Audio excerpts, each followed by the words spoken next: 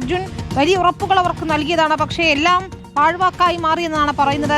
തുടർച്ചയായി അവർ സമരം ചെയ്തിട്ടും ഒരു തരത്തിലുള്ള നടപടികൾ ഉണ്ടാകുന്നില്ല. ഇതാ പട്ടിണി സമരത്തിലേക്ക് കൂടി കടക്കുകയാണ്.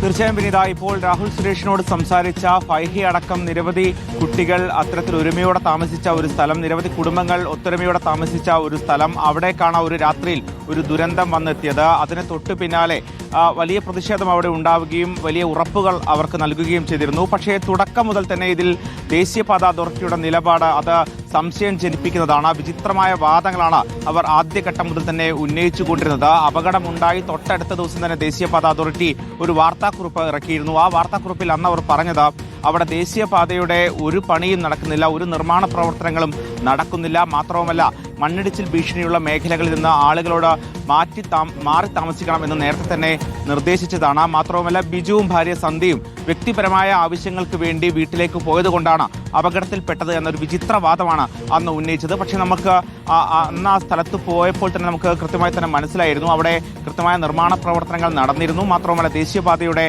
നിർമ്മാണ പ്രവർത്തനങ്ങൾ നടന്നിരുന്നു. അതിൻ്റെ തൊഴിലാളികളടക്കം ആ മേഖലയിൽ ഉണ്ടായിരുന്നു.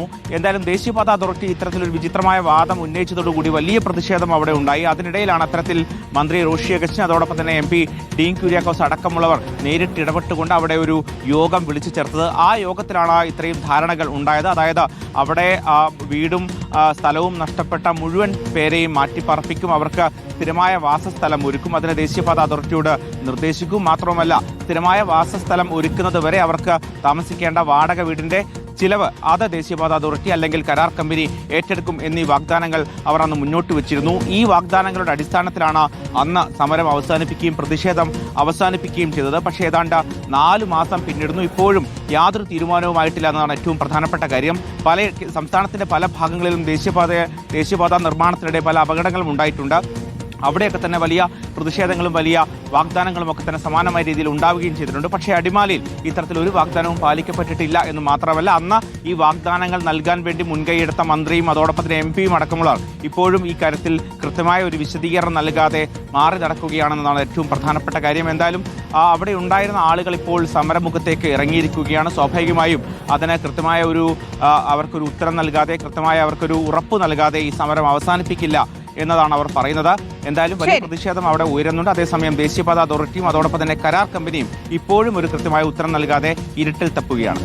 ശരി, രാഹുൽ സുരേഷും അർജുൻ മട്ടന്നൂരുമാണ് വിവരങ്ങൾ നൽകിയത്. ആ കുഞ്ഞിന്റെ ഉൾപ്പെടെ ദുരിതം നമ്മൾ കാണുകയാണ്. സ്കൂളിൽ പോലും പോകാതെ സമരപ്പന്തലിലാണ് ആ കുഞ്ഞുള്ളത്. കഴിഞ്ഞ ദിവസങ്ങളിൽ നമ്മൾ അവളുടെ പ്രതികരണം നൽകിയതാണ്. കൂടുതൽ ശക്തമായ സമരത്തിലേക്ക്, പട്ടിണി സമരത്തിലേക്ക് ഉൾപ്പെടെ പോകാൻ തയ്യാറാണ്.